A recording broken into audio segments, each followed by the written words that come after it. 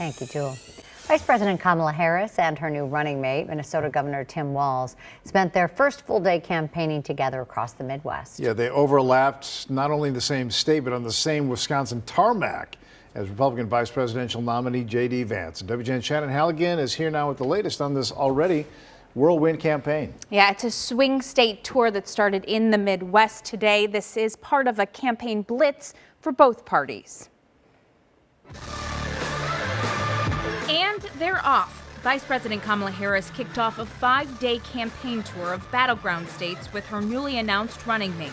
On their first full day, Minnesota Governor Tim Walz and Democratic presidential nominee Harris started in Wisconsin.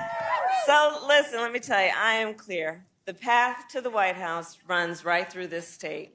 And with your help, we will win in November. We are going to win. We are going to win. Walz pointed to his Midwestern roots at the first rally in Eau Claire. But in Minnesota, just like in Wisconsin, we respect our neighbors and the personal choices they make. Even if we wouldn't make the same choices for ourselves, because we know there's a golden rule. Mind your own damn business. Mind your own damn business. Republican vice presidential nominee J.D. Vance also planned stops in Wisconsin as well. The dueling schedules overlapped enough while Harris was still on the tarmac when Vance's campaign plane landed nearby. Vance began walking over to Air Force Two, but Harris's motorcade pulled away shortly before.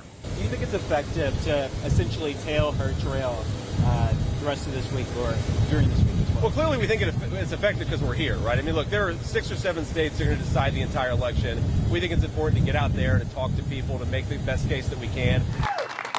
Earlier in the day, Vance took aim at the Harris-Walz ticket at a stop in Michigan, calling them part of the radical crazy left, and pointed to former President Donald Trump's tough stance on the border. We don't have to accept this from the federal government of the United States of America. Remember, when President Trump was in office, we deported illegal aliens. When President Trump was in office, we were building the border wall, which made it harder for illegal aliens to come here in the first place. Harris and Walz held a campaign rally in Michigan Wednesday evening. A small group of protesters in Detroit started chanting "Free Palestine." Harris paused before shutting down the hecklers.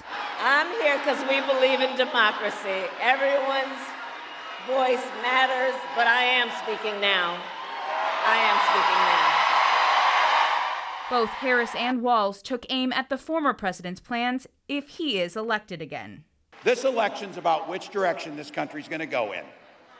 We know Donald Trump's taking us backwards, and don't believe the act. He's playing dumb. He knows exactly what Project 2025 is going to do to our personal liberties.